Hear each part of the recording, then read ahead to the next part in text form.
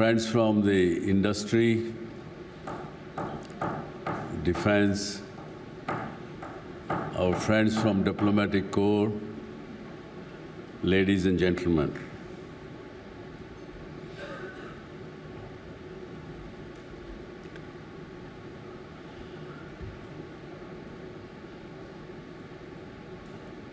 Today, I remember some of the events in the life cycle of right from beginning or before Zee was born in 1992.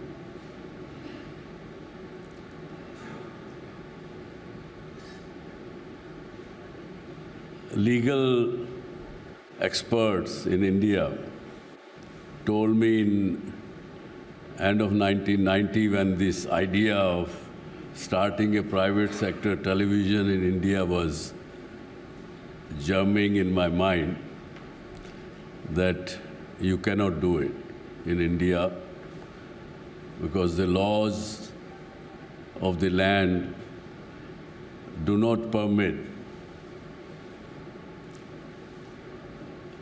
private sector television, nor you can download the signal of television from a foreign satellite. So my innocent question was that how come we are watching CNN during the Gulf War? If you recollect, the Gulf War had started towards the third, fourth quarter of 1990 and was going on till February of 1991. So they said, yeah, and it was probably the first televised war, I would say, of the world. And I recollect that a lot of friends used to go to five-star hotels and sit there and watch the Gulf War, because the satellite dish normally was being put in the hotels for the foreign guests.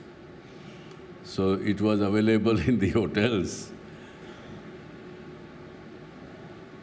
So that thing that CNN is a news network covering events across the globe stayed in my mind.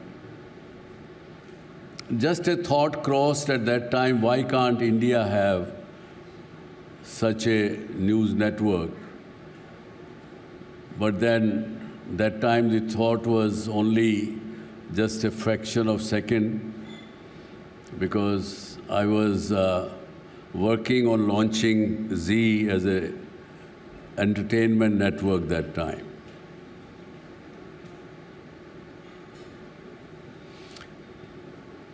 And later on, an event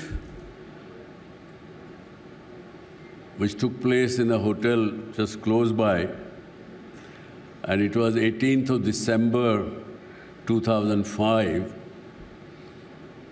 when my friend Raghav Bahel was launching CNN IBN. And that was inaugurated by the then Prime Minister, Dr. Manmohan Singh. And I was sitting with him, chatting with him, and that thought came to my mind, and I told him, sir, we should also have something similar like CNN for India. And he asked me a few questions. And while answering them, I said that CNN was launched in America in 1980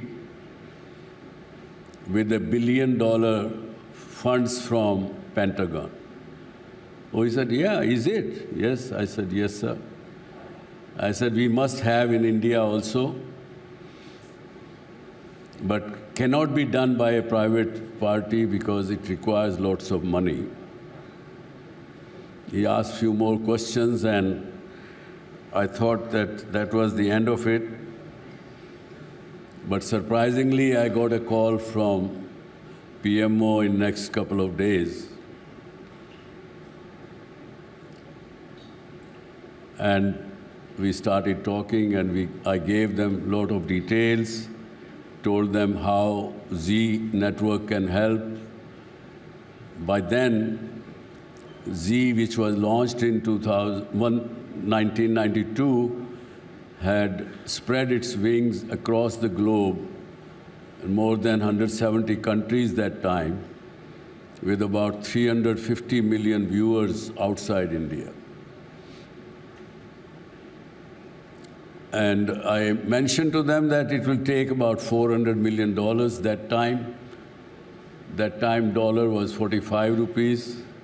I said it will take about 1,500 to 1,800 crore in 3-4 years to establish such a network. And surprisingly, 500 crore was earmarked in the budget of 2007. I don't know how many people know about it. Even my friend Anurag Batra is sitting here. He knows everything what happens in the media. So, but that time, as expected, there were at least 12 people who were wanting to claim that 500 crore to launch an international network. Everybody then said, I can do it and I'm more capable than Zee and everything. Eventually, friends, that money was lapsed, and PMO told me one day that, sorry, we are abandoning the project because we cannot give to anybody who cannot launch it properly, and they will not let you take this money.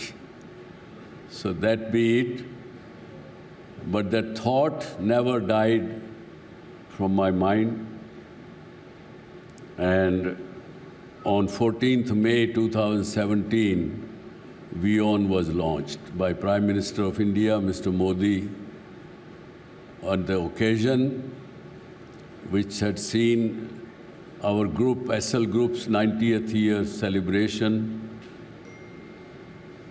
By the way, we will be just completing in this year 100 years of our group's business existence.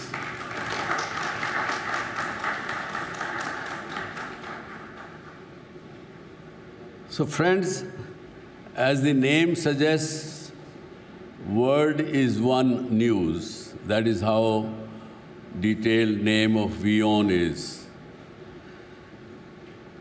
That has been designed based on the spirit and inspirations from Vasudhaiva Kutumbakam. Many of you are aware, if my friends from diplomatic corps and foreign countries, for your knowledge, it was first time Swami Vivekananda gave this thought into a religious parliament in the United States of America. Hence, the spirit of WION are also anchored in this timeless philosophy of Bharat. Today's summit, WION's pulse, hopefully will capture this spirit our world needs the most in these troubled times.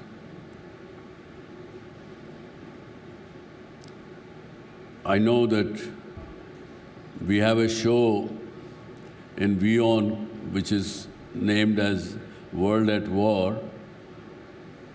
Though currently we have 3 regions that probably at war, and all the diplomatic members from these 3 regions are present here today.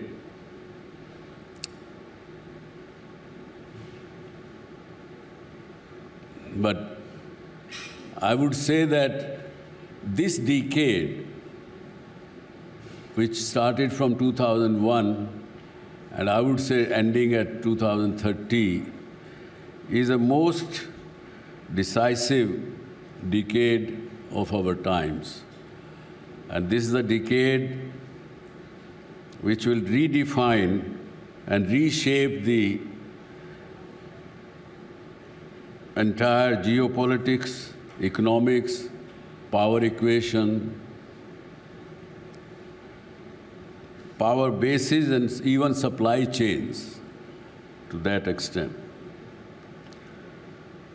This summit of WION Pulse seeks to decode this moment as the future is shaped by the signals of present. Wars and conflicts are making the headlines and dominating the conversation in these days. These are happening in the contrast to the concept of WION. Strategic rivalries are shaping alliances and institutions. Narratives are increasingly divided along geopolitical lines, which brings us to the fundamental question for the global media, and that is, if the world is one family, are we behaving like one? That's the major question. Friends, India, until the end of 20th century, wasn't a very significant player in the geopolitical narrative, but today it is. No one can ignore the 1.4 billion strong nation, with not only growing its own economy in domestic terms, which is far better than most of the countries in the world, but it also playing a decisive role in global economy through its talented pool of human resource. There isn't any large corporation in the world where the Indian talents are not involved. Hence, the governments and the other three pillars of the society will have to keep the flag of the narrative to give centuries ago's Vasudev Kutumbakam a fillip, and that is very much required in today's time.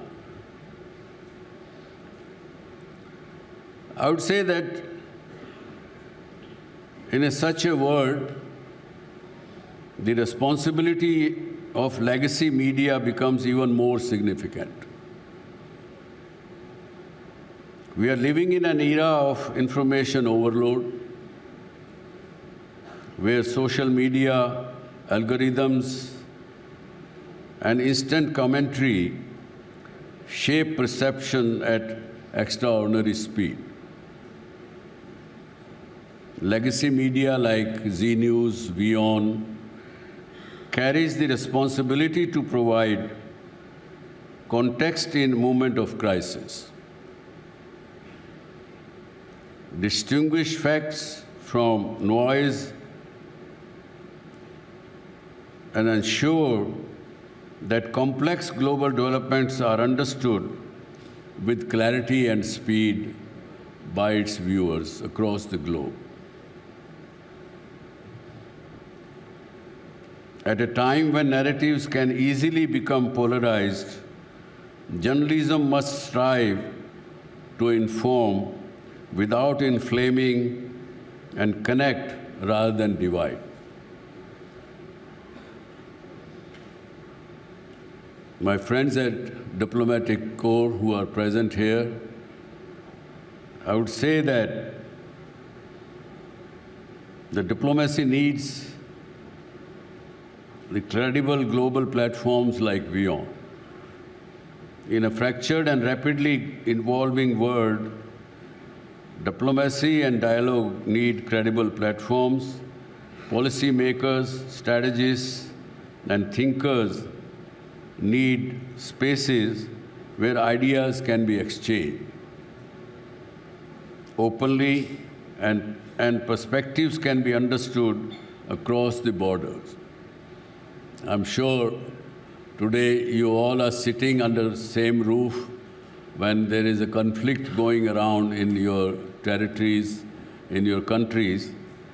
But I hope the WION Pulse will give you some perspective for you to report to your counterparts in your countries. With this, I would say that in doing so, we will strengthen the ecosystem of global dialogue, understanding, and cooperation. Ultimately, friends, the purpose of WION and WION Word Pulse is simple: to listen to the pulse of our times, because the future of global order will not be shaped by one nation or one narrative alone. It will be shaped by how the world understands itself today. And if the idea of Vasudhaiva Kutumbakam, if still resonates, then forums like these becomes essential spaces where that family can come together, exchange ideas, and reflect on the path ahead.